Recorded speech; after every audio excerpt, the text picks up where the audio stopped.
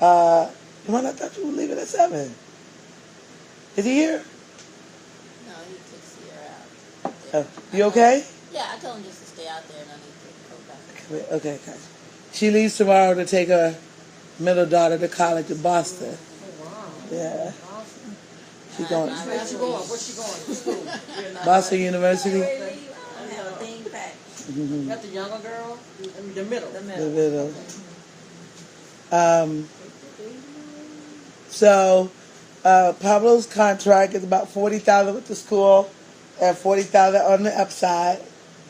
So that's about $80,000 there. Those are the same every year, basically. That's Pablo, Oak-Hills. Those are the only ones I know right now. We're still using Region 20 services. So approval is requested for the tech piece and the Oak Hill piece for special ed. Okay, we have a motion on the floor to approve the contracts that Ms. Yarber has described to us. And we have a motion. I move that we approve contract. Second. It has been by Shirley King and then moved by Deb Adams. Second by Deb Adams.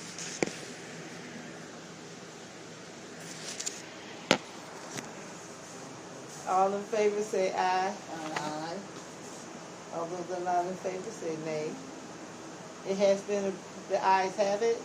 It has been, the contract for 2014 to 2015 has been approved. Number 8, discuss an appropriate action regarding travel priorities for ACK staff.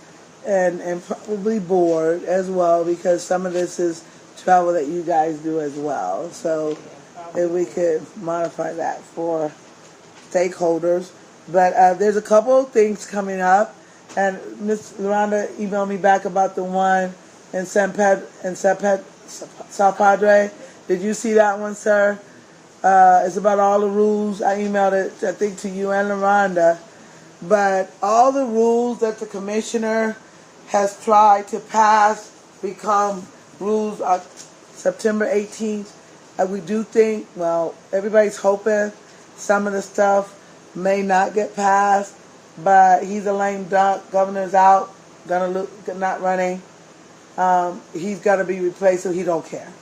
So I don't know if he's going to change any of the rules, but this conference is about those rules. It's after they become official, and so that may be something the board is interested in. South Padre Island is near Corpus, not near Corpus Christi, but it's on the beach down there, and it's the end of September, beginning of October. I think it's 3 days, and so that is something that we looked at and said it might be beneficial for department heads to do a retreat. That's what I was saying.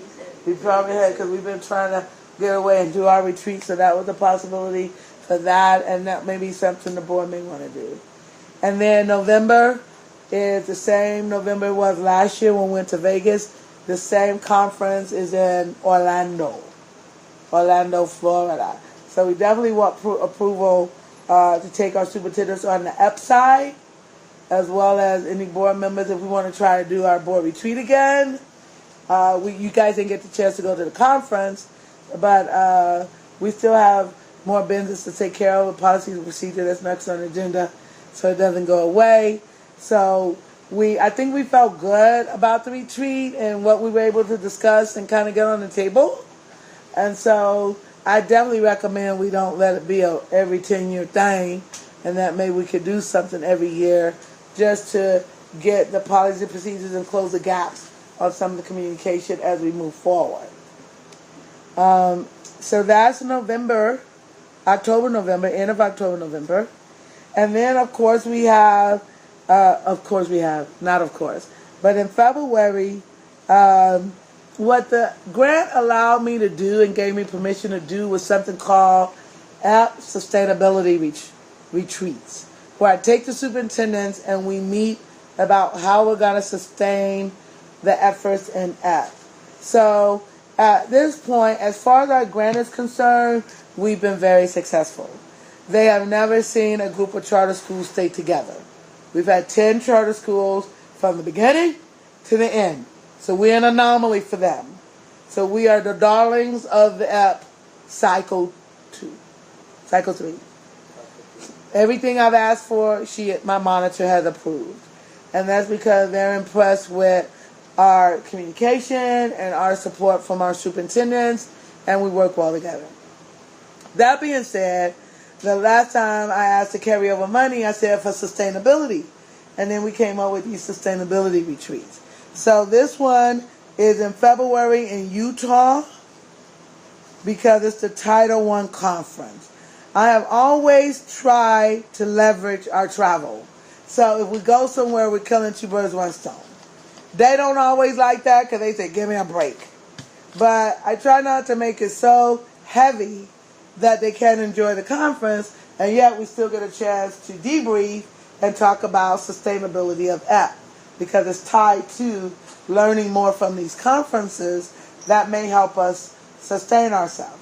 Last year we got Gaudy Goals from Ted Jensen. And Ted Jensen was the main speaker. He's an Anglo man, and they said, what does he know about poverty? And then he tells the story of a young man who flopped from... Can I read you a little bit? Looking at this book's title, Engaging Students for Poverty in Mind. Looking at this book's title, maybe you're wondering about a couple things. What would I know about this subject? What gives me, a middle-class white guy, the right to do a book on poverty? A skeptical teacher actually emailed me these questions. I think they are valid, and I'll answer them with a short story about a real kid. This boy's first memory was of standing in the living room of his house at age 2. Tears streamed down his cheeks.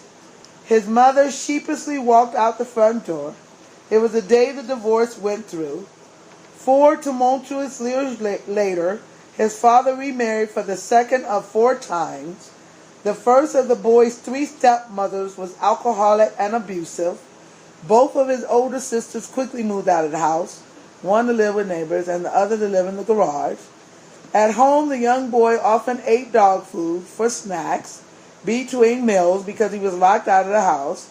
From 2nd through 10th grade, he was terrorized by his violent stepmother.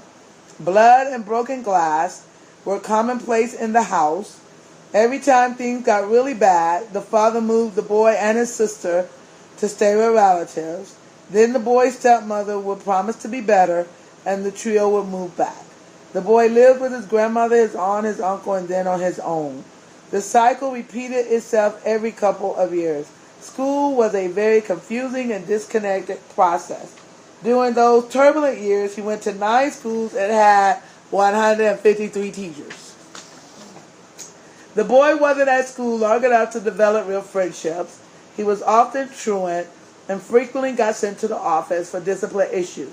In class, he usually sat at the back, troubled and disconnected from the content.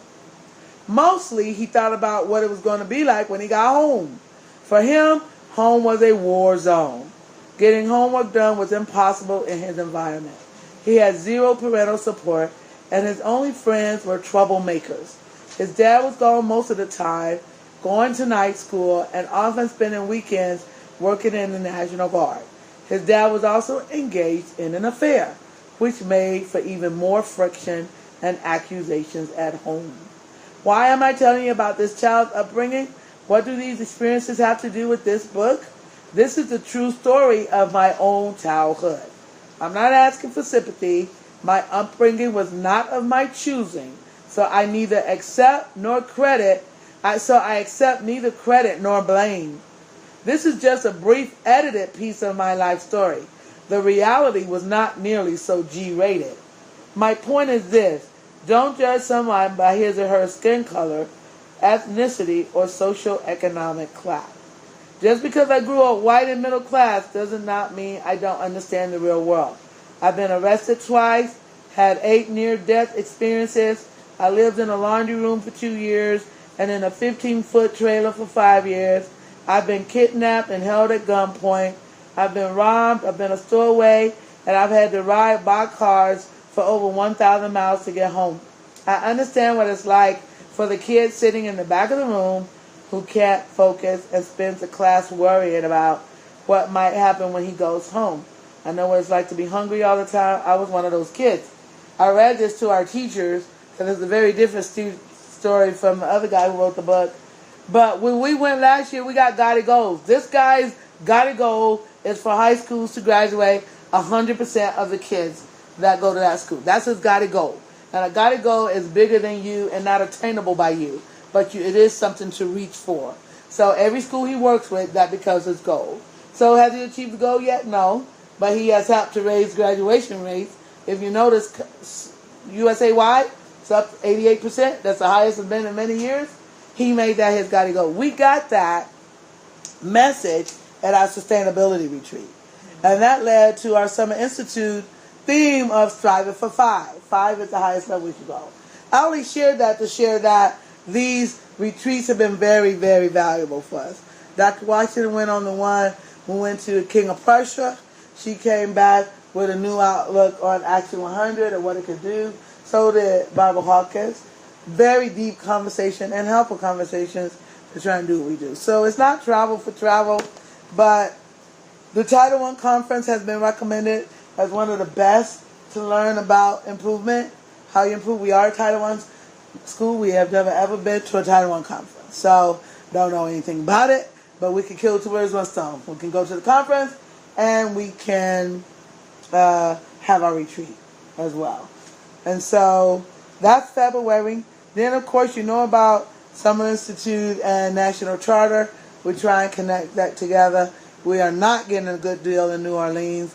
It is not the same. They have said to us, you are not in Vegas anymore, baby. It will not be the same. But Ben has been working on the best deal we could get so far. Appears to be at the Crown Plaza. We just may not be able to take as many people as we took before.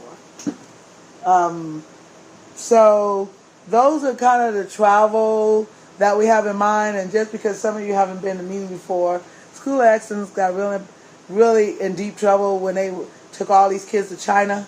Even one of the board members' kids went, but they said because it wasn't in the board agenda that they had no right to do that, even though the board was obviously supportive of it because even the board kids went. So since then we've been approving all of our travel for the record just to make sure that the board is aware and it is official that we have permission to do the travel. So any questions about any of the ones, or does the board know which ones they might be interested in besides National Charter? While you're thinking about that, Miss, we got a lot of compliments in Vegas. And somebody from the U.S. Department of Ed sat next to Bertha at the Hampton and was not aware we bring parents and kids and was blown away by the fact that the stakeholders of our school actually go and benefit. Very, very impressed. Of course, Bertha didn't get her name. Of course not, so we can follow up with her. But she did give her name, and hopefully there'll be some good that comes out of that. But we've always, this year, Mr. Landry, I don't know if we want to speak to the bus that went out with the seniors, just update the board maybe on that trip. Yeah, well, it was a positive experience. We had 15 to 20-something parents, kids participated. How many on the bus? The total was 45 people total on the bus. Of course, the seniors did get to go with their parents. Everyone went with their parents, so that was a good thing because some thought they wouldn't be able to go. And then, of course, we opened it up to staff. So the bus ride was good. It was long, but it was enjoyable. They really did get to, some of them had never experienced the conference before and what that was like. Some felt a little intimidated, but we prepped them prior to, which was good, having that meeting to prep them about all the things we expected. Being in Vegas, they had to sign a disclaimer about their responsibility if they go out and pass out and get drunk and they couldn't see the school. So all of that was taken care of, which was a good idea. But some felt a little intimidated about going to a conference with professionals but we helped prep them to be prepared for it. It wasn't something, they was just going to get information and participate. They could write notes. If they had any questions, they could write it, and that was it. So we encouraged them to go to at I least think 2. y'all saw some with the parents and the kids. I gave some of them my final tickets. They seem to be enjoying themselves immensely. So it was a very positive experience, very good. They got to, and then some of this is exposure for our kids who don't really get to see a lot of things outside their area. So they got to see a place, and it's always educational. That's one of the key. You got to tie in the educational piece. So there was reflection time and writings. Very good experience. And Mr. Landry, one of the leaders with Melinda on that trip, and just no complaints that I'm aware of from that trip. They did an excellent job there. So, any ideas about what the board may be interested in besides National Charter?